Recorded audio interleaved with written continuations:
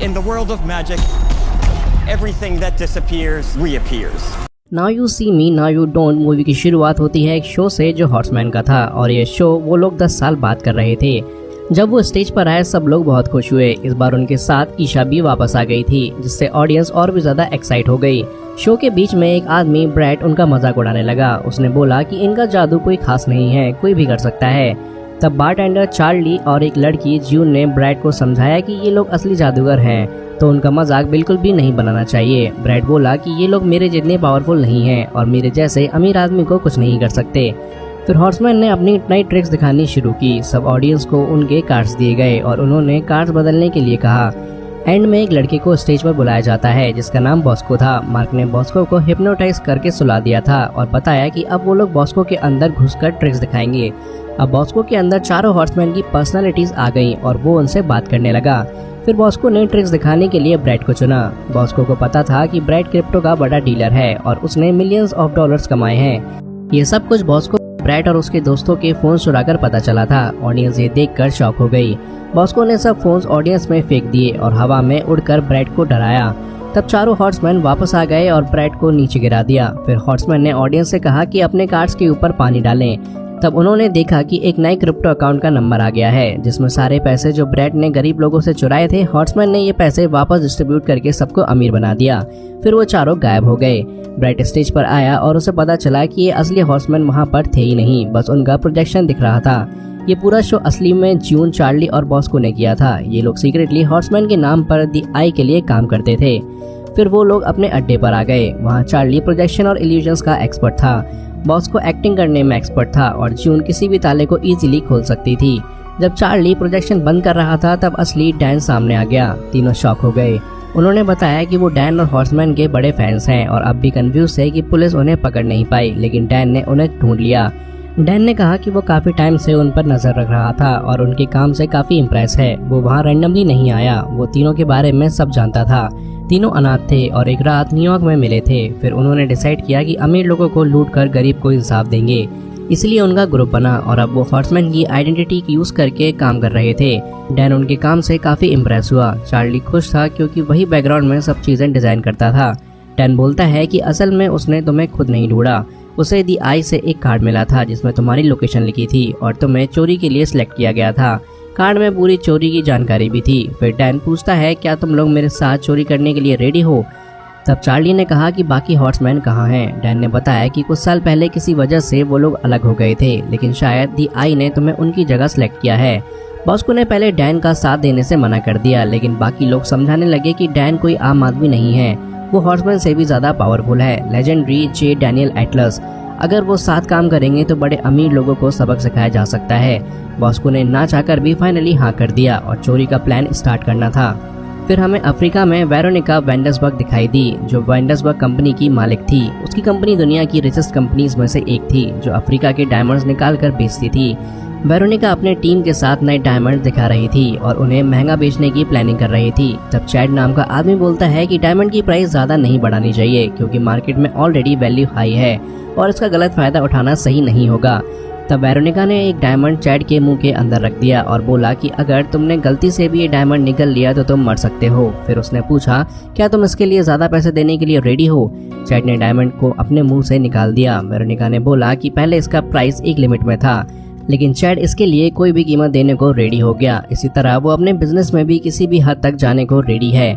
अब दूसरी तरफ एंटवर्प में डैन अपनी नई टीम के साथ आ गया। उसने प्लान सबको बताया कि उन्हें वैंडरसबर्ग कंपनी का सबसे बड़ा डायमंड चुराना है। ये डायमंड दुबई में रेगिस्तान में एक सीक्रेट वॉल्ट में रखा है जिसका सिक्योरिटी बहुत टाइट है। वॉल्ट में जाने के लिए लिफ्ट यूज करनी पड़ेगी और वहाँ से डायमंड चुराना इम्पॉसिबल लगता है। लेकिन अच्छी बात यह है कि उन्हें वहाँ फिजिकली नहीं जाना है क्योंकि डायमंड प्राइवेट ऑक्शन के लिए वेरोनिका के साथ इवेंट में आ रहा है। उनका प्लान है कि वेरोनिका से ही डायमंड चुराया जाए। आई ने उन्हें ये चोरी करने के लिए सिलेक्ट किया था और तीनों ने ये प्लान मान लिया। तब वेरोनिका इवेंट के लिए प्रिपेयर हो रही थी। वहीं उसके फोन पर एक अननोन नंबर का कॉल आया। कॉलर ने बोला कि वेरोनिका ने 15 साल पहले एक मर्डर किया था और उसके सबूत मेरे पास हैं। कॉलर ने वेरोनिका को उसके रूम में एक स्वेटर का टुकड़ा दिखाया जिससे वेरोनिका समझ गई कि ये सच है। कॉलर ने कहा कि अगर वेरोनिका जेल नहीं जाना चाहती तो उसे मुझे हार्ड डायमंड देना होगा। वेरोनिका ने ये मान लिया। दूसरी तरफ जून ने आकर ड्राइवर का कार्ड चेंज किया और वो कार्ड चार्ली और बॉस्को को दिया। तब मार्क नाम का एक फेमस फोटोग्राफर आया। उसने वेरोनिका के ड्राइवर की जगह बॉस्को से मिलकर उसे इवेंट में फोटोज लेने के लिए ले गया। अब रात को इवेंट के टाइम वेरोनिका सबको मारिया एंटोनियो के पास के डायमंड के बारे में बता रही थी। तब डैन आया और वेरोनिका से मिला। डैन ने बोला कि इस डायमंड के चक्कर में मारिया मर गई थी, ये लोग मानते हैं। वेरोनिका ने डैन को पहले नहीं जाना। डैन ने बताया कि वेरोनिका इवेंट के बिजनेस में है, लेकिन इवेंट में माफिया भी घूम रहे हैं। डैन भी उन्हीं के तौर पर यहाँ आया है। फिर डैन वहाँ से निकल गया। फिर वेरोनिका वहाँ मार्क से मिली, लेकिन असल में बॉस को फोटोग्राफर बनकर आया था। बॉस को डायमंड के फोटोज निकाल रहा था। उसने बोला कि डायमंड पे रिफ्लेक्शन ज्यादा है, तो वेरोनिका ने डायमंड को अपने हाथ में ले लिया और बॉस को उसका फोटो ले रहा था। तब जून मेकअप मैन बनकर डायमंड लेने आई, लेकिन गार्ड ने उसे रोक दिया। इस तरह से उनकी चोरी फेल हो गई। फिर कुछ ही देर बाद तीनों ने कपड़े बदलकर इवेंट के मेहमान बनकर घुस गए। इवेंट में वेरोनिका ने डायमंड सबको दिखाया और शो शुरू करने वाली थी। फिर बॉस को इन्वायरमेंट एक्टिविस्ट बनकर सबका ध्यान भटकाने लगा। तब डैन सबके सामने आया और बोला कि वो हॉर्समैन से है और अब डायमंड दिखाएगा। फिर डैन ने अपनी पावर से डायमंड का बॉक्स खुलवाया। वेरोनिका ने डायमंड अपने हाथ में ले लिया, लेकिन डायमंड फट गया और असली डायमंड डैन के पास आ गया। गार्ड उसे पकड़ने आए। तब जैक ने डैन को बचाया। आई ने जैक को भी इस मिशन के लिए सिलेक्ट किया था। तीनों वहाँ से भाग रहे थे और उनकी मदद के लिए ईशा भी आई। तीनों टेरेस पर आ गए। तब गार्ड्स वहाँ नाचने लगे। ये मार्क के हिप्नोसिस का इफेक्ट था। फिर सब हेलीकॉप्टर के पास चले गए। तब गार्ड्स ने उन्हें देखा, लेकिन वहाँ हेलीकॉप्टर नहीं था और लोग गायब हो चुके थे। ये सिर्फ एक ट्रिक थी। वो लोग रस्सी से कूदकर एक बोट में भाग गए। वेरोनिका ने सोचा कि ये कैसे हुआ। फिर उसे याद आया कि जब जून उसके पास आई थी तब गार्ड ने उसे रोका था। तब चार्ली ने डायमंड का असली बॉक्स बदल दिया था। इस तरह से असली डायमंड ऑलरेडी चुरा लिया गया था और सब हॉर्समैन बोट पर फिर से मिल गए। बोट पर डैन ने सबको नए हॉर्समैन से मिलवाया। ईशा भी अब शादीशुदा और बच्चों के साथ सेटल्ड हो गई थी। डैन खुश था और उन्हें लग रहा था कि आई ने ही उन्हें इस मिशन के लिए सिलेक्ट किया था, लेकिन अब उनके बीच पहले जैसी बात नहीं थी। बच्चों ने पूछा कि तुम लोग दुनिया के सबसे बेस्ट टीम थे, ये कैसे हो गया? टीम ने बताया कि कुछ साल पहले वो रशियन माफिया को एक्सपोज करने गए थे, लेकिन प्लान फेल हो गया। डायलन माफिया के पास पकड़ा गया और अब रशिया की जेल में है। तब से वो लोग उससे बात नहीं कर रहे और आगे क्या करना है ये भी नहीं पता, क्योंकि डायमंड ऑलरेडी चुरा लिया गया था। चार्ली ने उनके कार्ड्स को देखा और उसे एक लोकेशन मिली। उसे लगा कि शायद वहाँ जाना पड़ेगा और सब लोग साथ जाने के लिए मान गए। कार्ड की लोकेशन से वो फ्रांस के एक खाली बंगले के पास गए। बंगले के बाहर एक बड़ा लॉक था। जैक ने उसे खोलने की कोशिश की, लेकिन समझ नहीं पाया। तब जून आई और देखा कि ये पजल लॉक है। उसने पजल सॉल्व करके लॉक खोल दिया। वहीं उसे दी आई का निशान भी मिला और वो लोग अंदर घुस गए। अंदर जादू की काफी सारी ट्रिक्स रखी थी, जैसे बुलेट कैच, जो आगे फिल्म में देखने मिलेगा। चार्ली को वहाँ एक पजल दिखा, जिसे सॉल्व करते ही बुक्स हिलने लगी और एक सीक्रेट डोर ओपन हुआ। उस दरवाजे से वो लोग लाइब्रेरी में गए। वहाँ उन्हें ब्रैड मिला और सब लोग खुश हो गए। ब्रैड ने नई टीम से भी मिलवाया और सबको लगा कि ये ब्रैड का प्लान होगा, लेकिन ब्रैड ने बोला कि नहीं, मैंने तुम्हें कोई कार्ड नहीं भेजा। उसने कहा कि मुझे खुद एक कार्ड मिला था जिसमें लिखा था कि तुम सब यहाँ आओगे। ये जगह 1943 में जादूगरों के लिए बनाई गई थी, जहाँ जंग में लोगों का ध्यान भटकाया जाता था। और आगे का क्लू भी इसी घर के अंदर छुपा है, जो तुम सबको मिलकर ढूंढना होगा। यही क्लू ब्रैड के कार्ड पर लिखा था। दूसरी तरफ न्यूज वालों ने वेरोनिका से हॉर्समैन की चोरी के बारे में पूछा। वेरोनिका ने बोला कि चाहे वो चोर दुनिया के किसी भी कोने में छुपे हों, वो उन्हें पकड़ कर ही रहेगी। तब उसके पास फिर से एक अननोन नंबर से कॉल आया।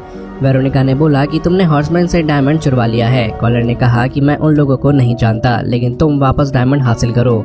3 दिन बाद दुबई में तुम्हारा इवेंट है, वहाँ तुम्हें मेरा डायमंड वापस करना होगा, वरना मैं सारे सबूत पुलिस को दे दूंगा। तब वेरोनिका ने अपने गार्ड्स को बोला कि जल्दी से पुलिस से मदद लेकर उन्हें पकड़वाएं। तब तक हॉर्समैन बंगले में अलग अलग होकर क्लूज को ढूंढ रहे थे। ईशा और चार्ली साथ थे। चार्ली ने ईशा को बताया कि वो हमेशा बैकग्राउंड में रहकर चीजें सेट करता है और एंजॉय करता है।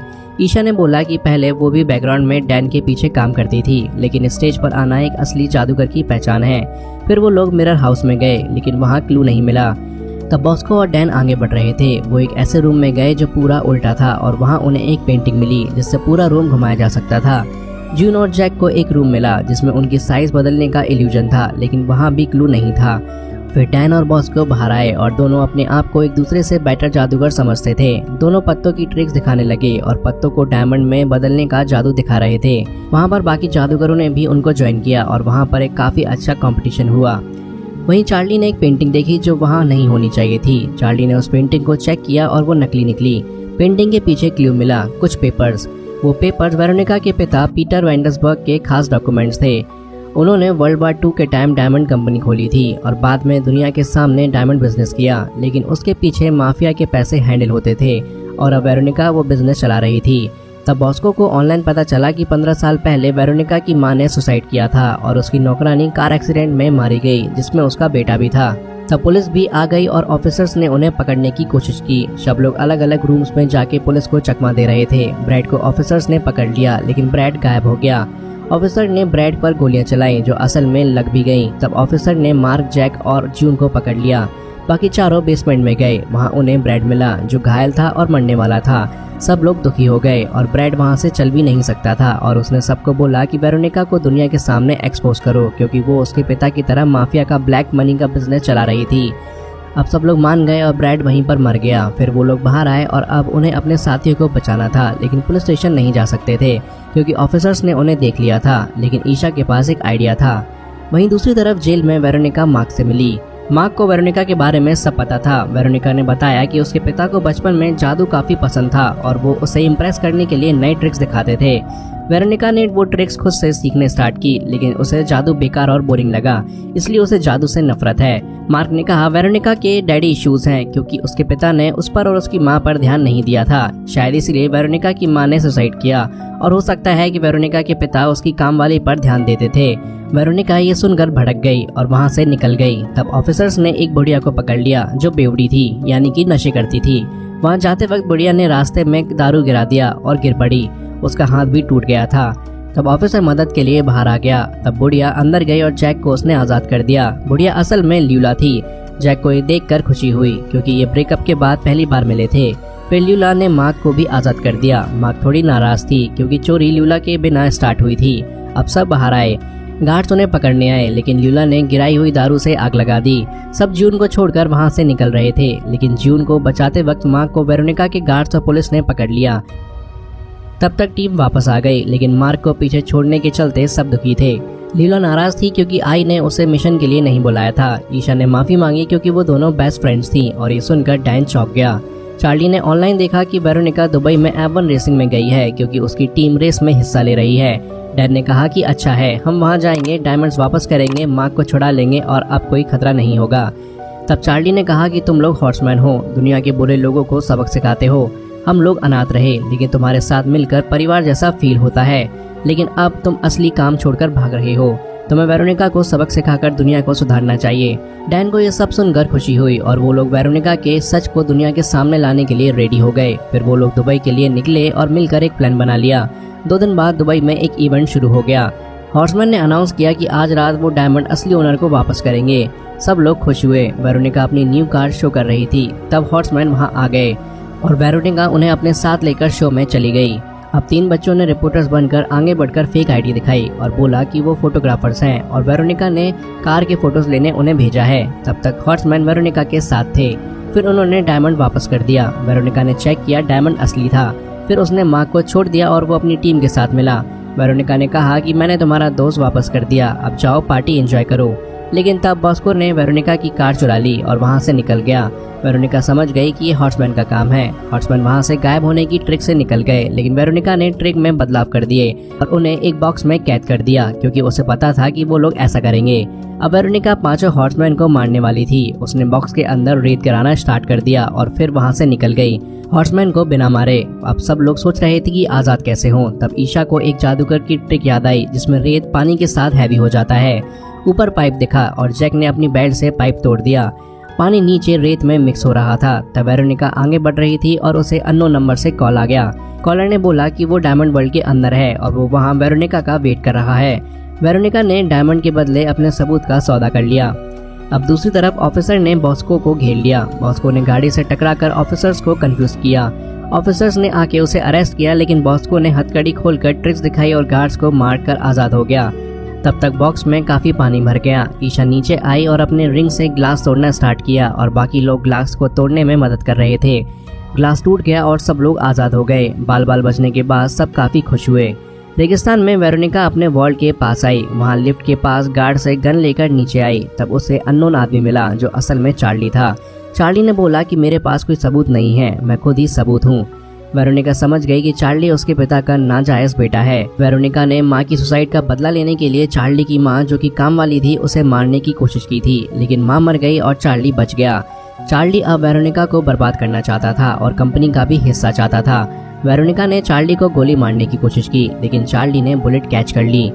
ये देखकर वेरोनिका चौंक गई क्योंकि गन की गोलियां काम नहीं कर रही थी। फिर चार्ली ने दिखाया कि ये पूरी चीज एक सेट है और वो लोग वॉल्ट में नहीं थे। चार्ली ने बताया कि डैन ने कहा था कि डायमंड असली ओनर के पास है। ये पूरी ट्रिक चार्ली, जून और बॉस्को ने प्लान की थी और पुराने हॉर्समैन ने सबसे ज्यादा मदद की थी।